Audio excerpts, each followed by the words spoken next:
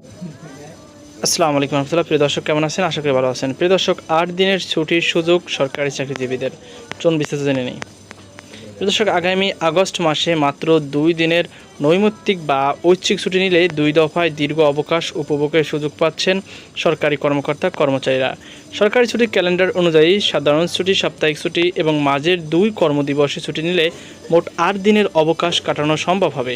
আগস্টের প্রথম দফায় সুযোগটি আসছে জুলাই গণঅভ্যুত্থানকে দিবসকে কেন্দ্র করে। 5ই আগস্ট বুধবার দিবসটি উপলক্ষে সারা দেশে সাধারণ ছুটি থাকবে। এরপর 6 আগস্ট বৃহস্পতিবার একদিনের নৈমিত্তিক ছুটি নিলে 7 ও 8ই আগস্ট সাপ্তাহিক ছুটির সঙ্গে মিলিয়ে টানা 4 দিনের ছুটি পাওয়া যাবে।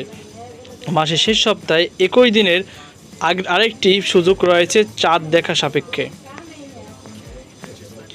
26শে আগস্ট বুধবার পবিত্র ঈদে মিলাদুন্নবী সাল্লাল্লাহু আলাইহি সাল্লাম উপলক্ষে সাধারণ ছুটি নির্ধারিত আছে। এরপর দিন 27শে আগস্ট বৃহস্পতিবার একদিনের ছুটি নিলে 28 ও 29 আগস্টের সাপ্তাহিক ছুটির সঙ্গে মিলিয়ে আবারও টানা 4 দিনের অবকাশ উপভোগ করা যাবে।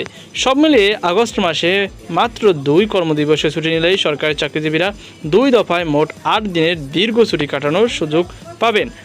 উল্লেখ্য, এর আগে পবিত্র ঈদুল আজহা উপলক্ষে নির্বাহী আদেশ অতিরিক্ত একদিনের ছুটি ঘোষণা করায় সরকারি কর্মকর্তা কর্মচারীদের টানা 7 দিনের অবকাশ ভোগ করেছিল। প্রতি বছরেই সরকারি ছুটির সঙ্গে সাপ্তাহিক ছুটি মিলিয়ে অনেক চাকরিজীবীর মাঝের 1 বা 2 দিনের নৈমিত্তিক ছুটি নিয়ে দীর্ঘ অবকাশের পরিকল্পনা করেন। এবার আগস্ট মাসে সেই সুযোগ তৈরি হয়েছে। তো প্রিয় দর্শক, এই ছিল আমাদের সর্বশেষ আপডেট। এ নিয়ে আপনাকে মতামত অবশ্যই কমেন্টে জানাবেন। সকল ভালো থাকুন, সুস্থ থাকুন। আজকে পর্যন্ত, আল্লাহ হাফেজ।